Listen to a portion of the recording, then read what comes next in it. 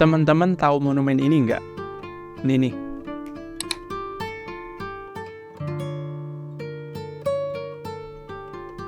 Nah, jadi monumen ini bukan sekedar monumen peringatan saja loh teman-teman.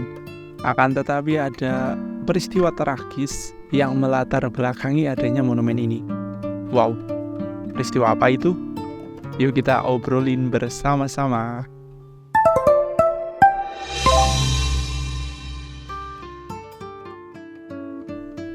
Oh iya, buat teman-teman yang kuliah di Jogja, khususnya yang berasal dari wilayah barat, seperti mungkin Purworejo, Kebumen, Cilacap, Banjarnegara, dan lain sebagainya, yang kuliah di Jogja, dan ketika mau OTW Jogja itu lewat Kulon Progo, pasti tidak asing lagi dengan adanya monumen ini. Iya nggak teman-teman?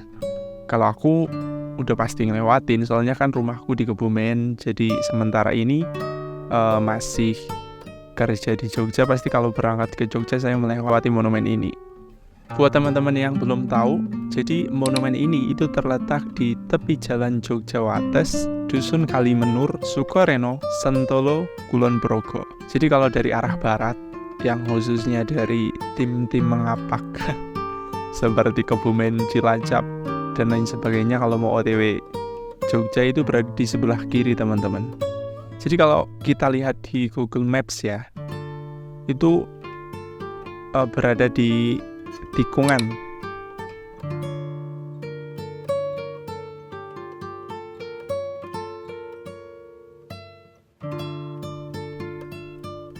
Teman-teman bisa cek di web sendiri kalau mungkin belum tahu ya.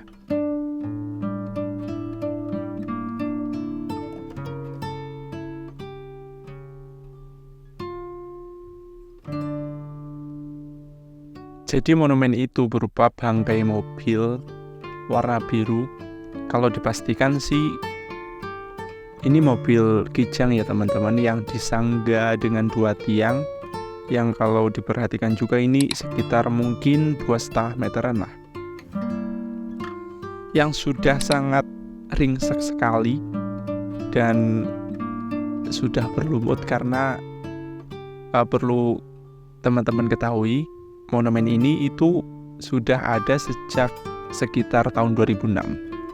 Jadi teman-teman, sekitar tahun 2006, bangkai mobil ini menjadi saksi bisu terjadinya peristiwa tragis yang merenggut nyawa 4 pegawai Badan Nasional Tenaga Nuklir atau Batan teman-teman. Nah, lokasi kecelakaannya itu tidak jauh dari monumen yang ada pada saat ini teman-teman.